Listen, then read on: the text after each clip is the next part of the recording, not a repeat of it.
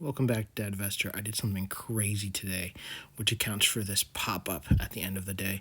I do not recommend this. It's kind of insane that I did it, and but I'm very happy with the result. And it was a educated risk, because I basically did it. I made over $200 in less than 10 minutes. I did it because I'm trying to test these volatility crush strategies. And earlier today, I did it as well. So, a couple things I wanted to go over after I show you that play. Yep, that's a $215 Iron Condor I opened at the end of the day. It's already up 164. So I opened the position here, and just to show like it really melted, So at this time it's 356. I had opened it, I don't know, 350 or so. So it basically last 10 minutes of the day, opened this position. It was worth 200 plus bucks. Now it's worth whatever, 60 something. So it's melting. I got 74% of it, and I was freaking out, right? Because, my position is between 57.10 and 57.20, and the price is in the teens, right? So it's 57.13. So you can see it right there. And it just basically stays in the middle, comes down a bit, goes back in the center. So I'll let you enjoy watching it melt. But gosh, it was fun to watch this happen. I had to record it. I don't recommend this necessarily. High risk, high reward. But, if I can figure out a way to have a low cost, low or reasonable cost to high reward, I'm going to take it. So I just kind of made a read today at the end of the day, and it paid off. But not a really part of the system. I think none of the 0 DTE options are going to be part of the system. I think I need to focus especially on longer term trades, and kind of commodities is something I'm looking at on futures, options on futures of like gold and silver and oil. So that's sort of my longer term strategy. But I still love this stuff, so I'm still going to do the zeros. I just don't know if it's really that systematic. So some people are going to love that. I think a lot of people don't have that risk tolerance, and it probably isn't good for them. I'm just going to keep experimenting, and the things that work are what's going to work. So right now that's long-term investing, buy and hold. I definitely do that. I don't do that on Robinhood very much. I do that mainly in my retirement accounts, and I have another individual account that's just buy and hold. But these are the strategies that I'm trying to use. So volatility crush, not necessarily have to be like this. It could be using the volatility to place your trades that are longer term, and that's sort of what my thought is long term for strategies. So the wheel is a huge one. I feel like buy and hold, use the wheel. That's all you need. That's kind of what got me where, from the 2,000 to the 10,000. But now it's like, okay, I'm going to keep doing the wheel. I have been kind of off for a while.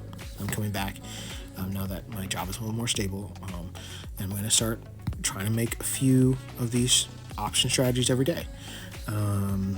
Close a couple, see if I can find a golden mean between semi-passive and active. And I am enjoying these 0 day plays.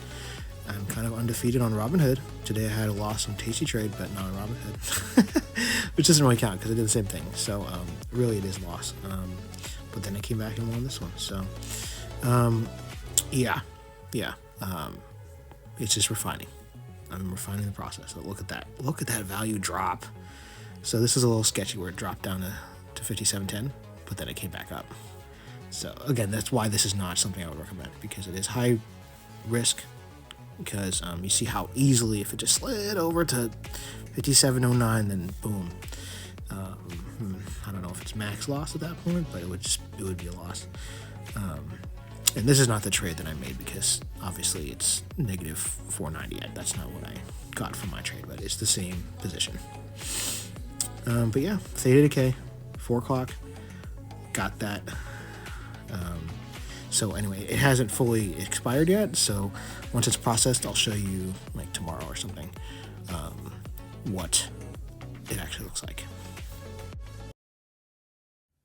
So what I wanted to go over is that people have been asking me why I have an 18K account value, but then when I actually pull it up, it's like 10K or 11, hopefully soon again. Well, the reason why is because I have a lot on margin, and that was a mistake. It's not like the end of the world. I'm still good, and I'm slowly kind of reducing that. But I bought a lot of yield max ETFs on margin because, I just thought it would work, and I wanted to try it, and I did, and my accounts suffered from it because of the NAV erosion, but I'm going to use the wheel and enjoy getting that money back, and it's still producing hundreds of dollars every month. So it's not like total junk. It's just the NAV erosion is rough. I wanted to show this because today the position I just showed you, I used no day trades. I just let it expire, so it doesn't count. Kind of a nice hack, especially if I do end up doing a bunch of these butterflies at the end of the day, which is what I did. I did Iron Condor. It's very narrow, so it's kind of like a butterfly, and so the risk reward is really good, almost equal. 215. I guess it's not really equal, but roughly 200 to 300 reward to risk ratio. So I'm happy I didn't get flagged, and I hope you don't either. So anyway, that was all I wanted to go over. Volatility crush for days. Lost one this morning on Tasty Trade, but that's kind of normal. I'm not worried about it. But it does reveal some weaknesses for just doing Iron Condors all the time, and I need to do more vertical spreads, which is what a lot of people do.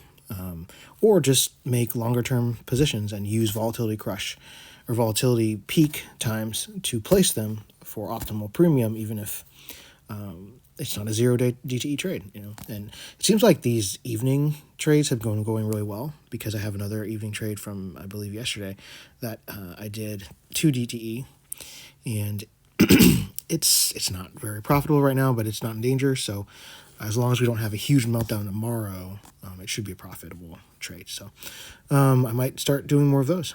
All right.